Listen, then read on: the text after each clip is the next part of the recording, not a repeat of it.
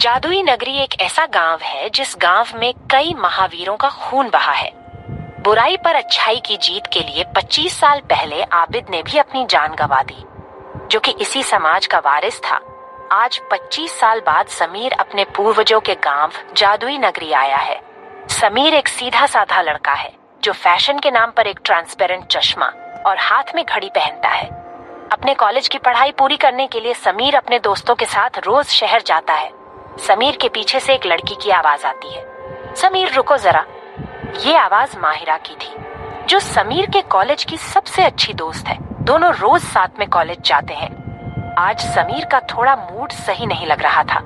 माहिरा कहती है, क्या हुआ यार, आज मूड क्यों ऑन है तुम्हारा?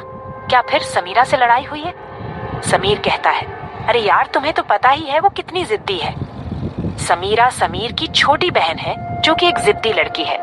समीर हमेशा उसकी हर जिद पूरी करता आया है, इसलिए अब वो जिद्दी बन चुकी है। समीर कहता है, अब उसकी जिद है कि मैं उसको स्कूटर खरीद के दूं, वो भी नए वाला। अब माहिरा तुम ही बताओ, मेरे पास तो इतने पैसे ही नहीं है कि मैं उसको नया स्कूटर खरीद के दूं। माहिरा कहती है, हाँ बात तो सोचने वाली है। समीर तुम पहले पेंटिंग करते थे ना? समीर कहता है, हाँ तो इसका उसे क्या लेना देना है? माहिरा कहती है, तो तुम फिर से पेंटिंग शुरू क्यों नहीं करते? समीर कहता है, मैंने अभी तक कोई भी अच्छी पेंटिंग नहीं बनाई है, मुझे पेंटिंग में कोई दिलचस्पी नहीं है। माहिरा कहती है, समीर तुमने वो कहावत सुनी है क्या?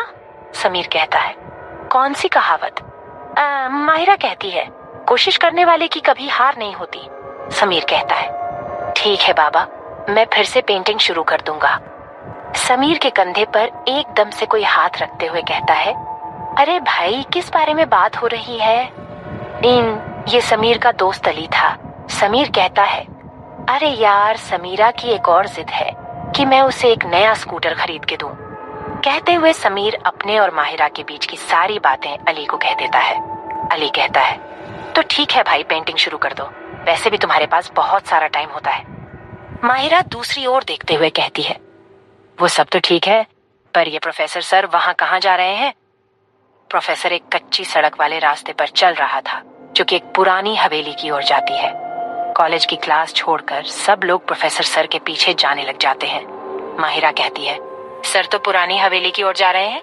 समीर कहता है, पुरानी हवेली में सर का क्या काम? अली कहता है, अब वो तो इनका पीछा करके ही पता चलेगा। हाँ, वो तीनों प्रोफेसर सर के पीछे धीरे धीरे चल रहे थे। प्रोफेसर एक खंडर नुमा हवेली के एंट्रेंस पर खड़े होकर कुछ मन ही मन बड़बड़ा रहा था। प्रोफेसर जैसे ही उस बड़े से दरवाजे पर हाथ रखता है तो वो दरवाजा अजीब तरीके से खुल जाता है। वो तीनों प्रोफेसर को ये सब करते हुए देखकर हैरान थे, क्योंकि वो पूरा दरवाजा लोहे का बना हुआ था। उस दरवाजे पर कई तरह की चित्रकला की हुई थी। हवेली को देखकर लगता था कि हवेली कई सौ सालों पुरानी होगी, और उस पर एक शैतान का चित्र बना हुआ था, जिसके हाथ में एक तलवार थी जो कि खून से सनी हुई थी। प्रोफेसर हवेली के अंदर जाने लग जाता है। वो तीनों भी प्रोफेसर के पीछे चुपके चुपके जाने लग जाते हैं।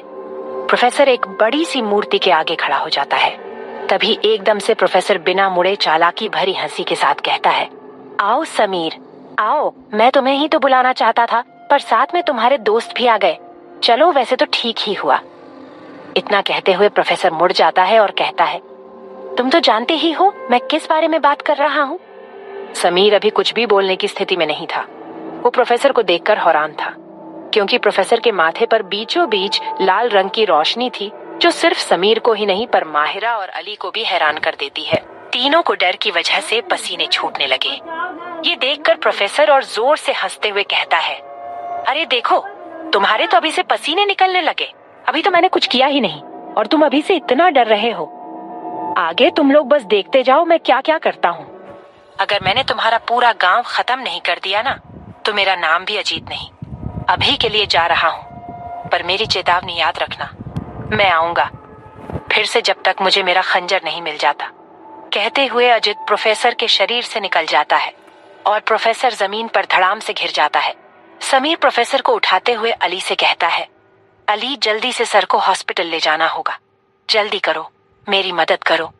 अली, समीर और माहिरा तीनों प्रोफेसर को हॉस्पिटल में लेकर आए थे। माहिरा हॉस्पिटल के बाहर खड़ी हुई थी, जो एक बूढ़े व्यक्ति को बड़े ध्यान से देख रही थी। क्योंकि वो व्यक्ति उसे कुछ जाना पहचाना लग रहा था। बूढ़े व्यक्ति की उम्र 60-65 साल की होगी। उसके हाथ की 10 उंगलियों में अलग अलग प्रकार की अंगूठियां पहनी हुई थी। उसे देखकर लग रहा था कि वो कोई बाबा होगा। उस व्यक्ति ने कुर्ता पायजामा पहना हुआ था। उसके कपड़े भी काफी गंदे थे। देखने से ही पता चल रहा था कि वो काफी दिनों से नहाया नहीं है। माहिरा उस व्यक्ति को देखने में इतना व्यस्त हो गई थी कि समीर और अली काफी देर से उसके पीछे खड़े हुए थे, पर माहिरा को पता ही नहीं चला। अली कहता है, और इसे देखो प्रोफेसर सर कि इसको कोई चिंता ही नहीं है, पता नहीं कौन से ख्याल में है। माहिरा एकदम डर गई और अली को चिमटी काटते हुए गुस्से से बोली, ऐसे कोई किसी को डराता है क्या? पता है मेरी तो जान ही हलक में आ गई थी। समीर हंसते हुए माहिरा को चिढ़ाते हुए कहता है, सच में माहिरा, मैंने तो सुना था कि माहिरा डरपोक है, पर आज देख भी लिया। माहिरा समीर के सर पर टपली मारते हुए कहती है, और तुम भी अली से कम नहीं हो, तुम तो ऐसे ही मेरा मजाक बनाते रहते हो। हाँ, और डॉक्टर ने क्या कहा? प्रोफेसर सर कैसे हैं अब? समीर कहता है, सर ठीक है, बस गिरने की वजह से सर में दर्द है। डॉक्टर ने कहा है कि घबराने वाली कोई बात नहीं है। तभी अली माहिरा से कहता है, माहिरा वैसे तुम किस बारे में सोच रही थी? माहिरा थोड़ा नाराज होकर कहती है, तुम्हें वो बाबा दिख रहे हैं जो कि कुर्ता पायजामा पहने हुए हैं?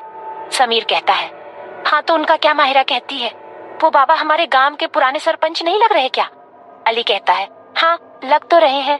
समीर कहता है, तट पर वो यहाँ क्या कर रहे हैं?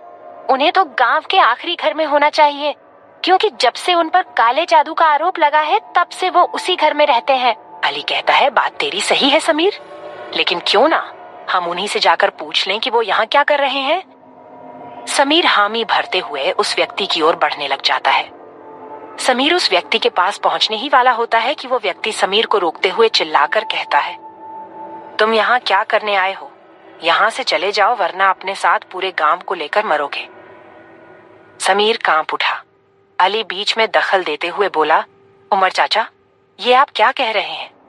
समीर पूरे गांव के लोगों को लेकर कैसे मरेगा? उमर उदास होकर कहता है, बेटा तुम यहाँ क्यों आए? तुम्हें वहां शहर में ही रहना था।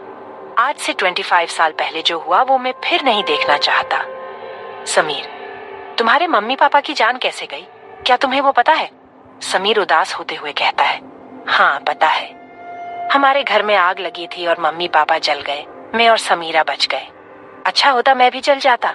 उमर कहता है, नहीं बेटा, वो आग इत्तेफाक नहीं, साजिश थी उस शैतान की जो तुम्हें उस हवेली में मिला था।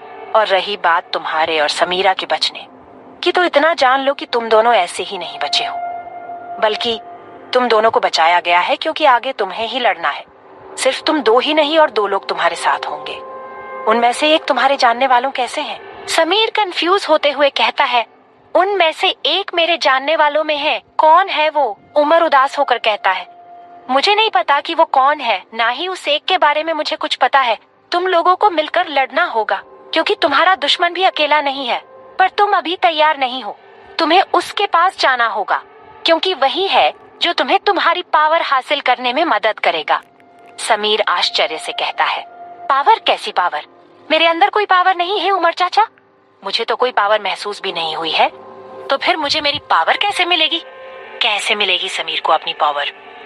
और वो 2 लोग कौन हैं? वो लोग कैसे समीर को उस इंसान के पास जाने में उसकी मदद करेंगे? जानने के लिए सुने जादुई नगरी का अगला एपिसोड, सिर्फ पॉकेट FM ऐप पर।